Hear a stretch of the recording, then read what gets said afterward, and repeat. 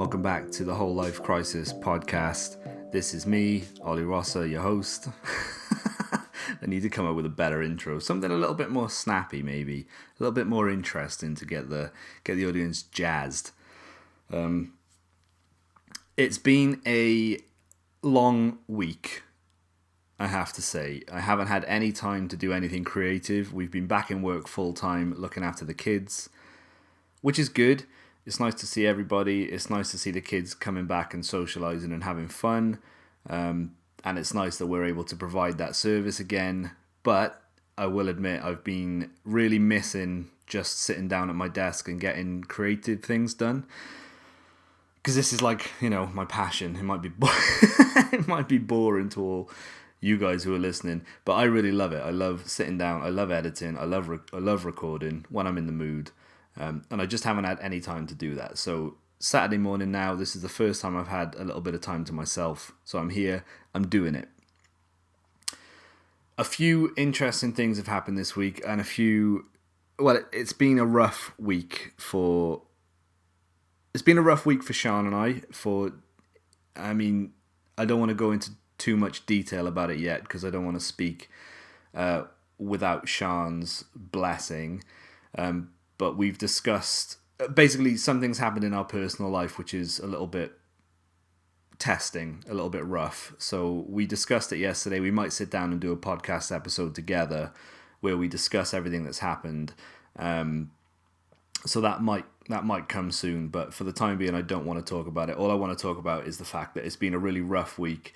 We've had a lot of ups and downs, and it's been stressful. But I think we're coming to the end of it now, and we've done it together. And it looks like there's a little bit of light at the end of the tunnel now, which is great.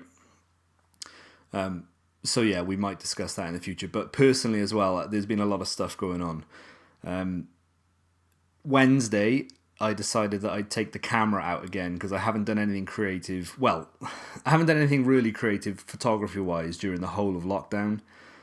So I took the camera out Wednesday again, and I happened to land myself in the middle of a mass brawl, which was taking place on the main strip down Barry Island.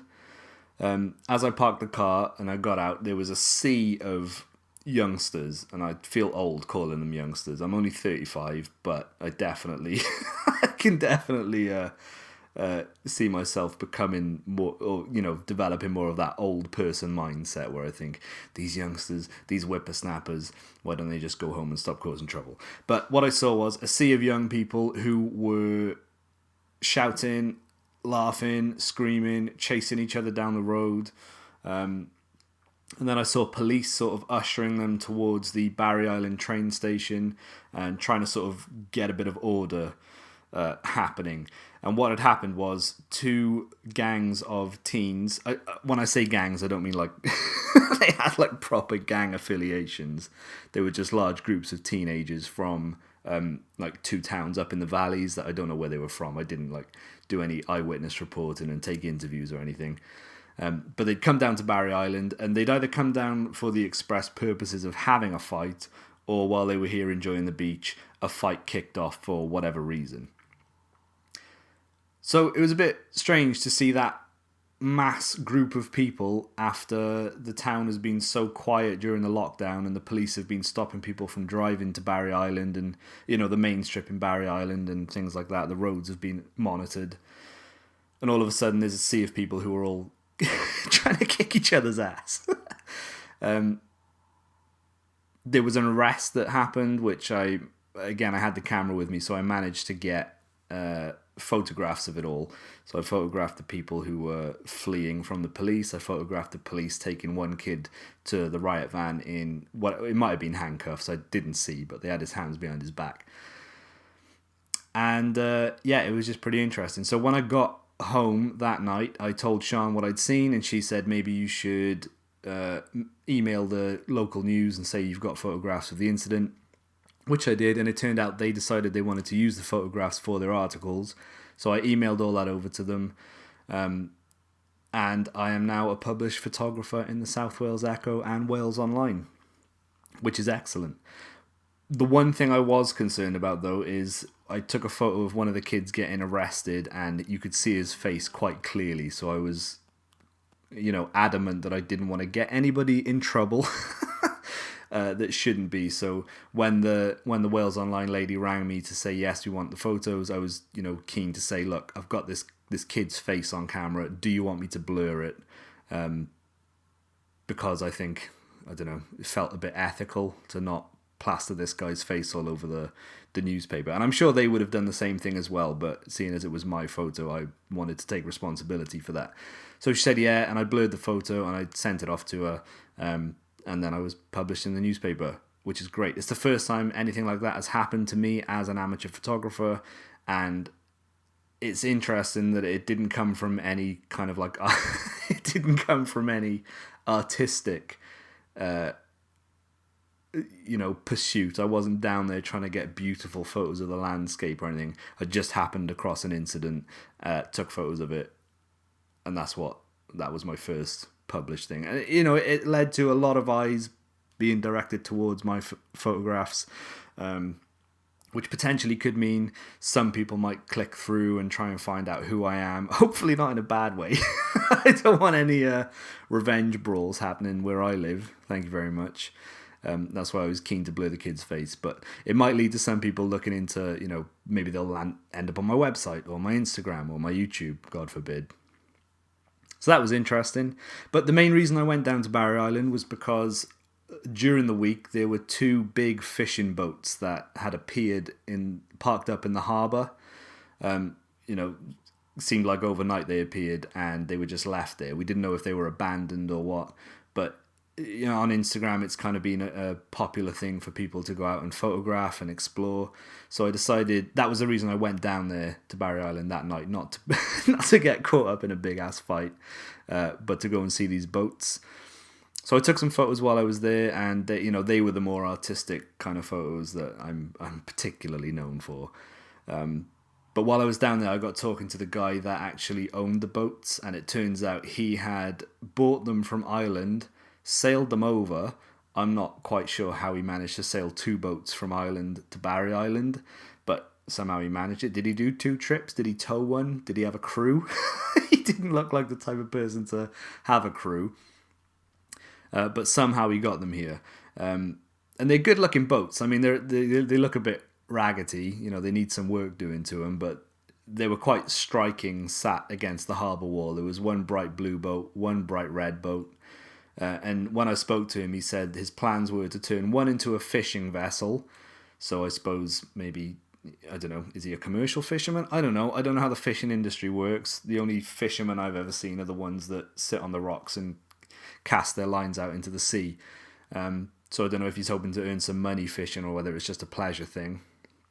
But the other boat, he said he was planning on doing commercial boat tours. So I don't know. I wish him all the luck in the world. I hope it works out for him. But from the look of these boats, there's no way I would feel safe being on one. But like I say, good luck to him. I hope it works out. The fact that they were down there, though, had also drawn, separate to the brawl that was happening in the main part of Barry Island, down towards the harbour, there was also a massive gang of local kids. And I happen to know a lot of them because, obviously, my work in childcare, I have seen kids who started out with us at age like 4, 5, 6, and now they're sort of teenagers, 17, 18, 19. So as I was photographing the boats, there was a massive gang of kids up on the harbour wall, and all of a sudden one of them was like, "Is that Ollie? Ollie? I know Ollie. Ollie used to work in my school," and blah blah blah. So it turned out I knew a bunch of these kids, and the guy who owned the boats was letting them have like tours of the boats when the tide came in and the boats were sort of stable on the water. He was letting them go on and have a look, which seems a bit dangerous. I'm sure he doesn't have insurance or anything like that, so I hope nobody gets hurt while he's doing that. But if those kids weren't there and there weren't like a gang of kids waiting to get on the boats, I think I probably would have asked him, "Can I have a little look inside?" And I think he probably would have said yes, because he was quite keen when he saw the camera to ask me to put the photos online somewhere so that he could see them. But they are on my Instagram. You can find me on Instagram at Ollie Rossa Photo, and they'll probably be on my website at some point, which is ollierosaphoto.com. But yeah, it was just interesting. It seemed like it's been a week full of stuff. A brawl, the boats, some personal stuff that Sean and I are going through at the moment. Back to work, it's been an interesting week. Hasn't been boring, and I've had tons to do. But yeah, seeing the brawl, seeing the masses, and it wasn't. Basically, the whole town has opened up again, and there are tons of people out all the time, no matter where you go. I don't know whether social distancing is on people's minds at the moment, because besides those masses of kids who are all obviously huddled together like a school of fish, when you do go out, I suppose there are people who are keeping their distance from each other, but the parks are full. And I'm obviously out there as well because I'm able to see all these people, so I'm one of them. So I'm not suggesting that people are doing anything wrong, but it just seems that after the quiet period of the lockdown, maybe people's worries about coronavirus aren't as strong anymore. I don't know. I'm still very cautious of taking anything around my family. Mum has she'll be coming to the end of her radiotherapy treatment next week, which means that's the end of her treatment entirely. So therefore she will be cancer free. She will have come through it all, and she'll have done it all throughout the coronavirus threat, which is great. But obviously I and my family are still cautious about taking anything around her because she's not 100% back to strength yet. So I'm a bit cautious when I see these groups of people who are out enjoying themselves.